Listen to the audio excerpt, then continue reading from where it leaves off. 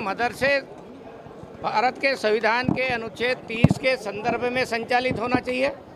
जिसमें भाषाई अल्पसंख्यक और भाषाई धार्मिक अल्पसंख्यकों को अपनी धार्मिक शिक्षा देने का और भाषाई अल्पसंख्यकों को अपनी भाषा की शिक्षा देने के लिए अपने संस्थान चलाने का अधिकार है। लेकिन भारत के संविधान के अनुच्छेद 29 और 30 का दुरुपयोग करते हुए जो मार्केट में आए हैं, बाजार में आए हैं, वो लोग उस संस्थान में अल्पसंख्यक होते ही नहीं हैं और केवल संचालित करने वाले लोग होते हैं जो शासन की योजनाओं का लाभ लेते हैं और दुष्प्रचार में भी शरीक होते हैं। इसलिए इसकी फिर से व्यापक एक बार चर्चा होना चाहिए और सही अर्थों में भारत के संविधान के अनुच्छेद के अनुसार उनका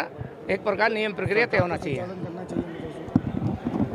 देखिए, मदरसे सरकार संचालित करे या नहीं करे, सरकार ने बहुत सारे मान्यता के नियम बनाए हैं और उन नियमों का में हमने कई सारी बातें करने की कोशिश की थी पहले मदरसों में, और अभी भी सरकार उसके प्रति है कि जिन मदरसों में अवैध गतिविधियां चलती है वो मदरसे हाल हालत में बंद होना चाहिए और जो संचालित करते हैं उनके खिलाफ कार्रवाई होना चाहिए। सरकार कार्रवाई कर रही है। देखिए, मेरी बात सुनिए, इस देश के हिंदुओं को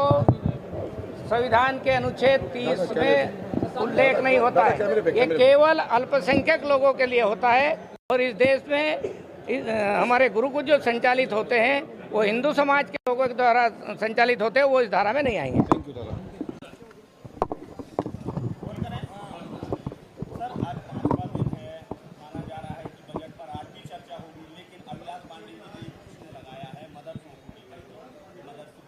देखिए, ये भारतीय जनता पार्टी के लोग ख्याति कैसे प्राप्त करें।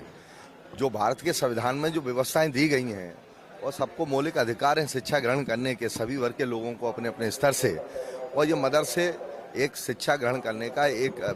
विद्यालय है। और अगर इस तरीके की बात करके एक सस्ती लोकप्रियता हासिल करने के लिए पांडे जी ने लगाया, दुर्भाग्यपूर्ण है।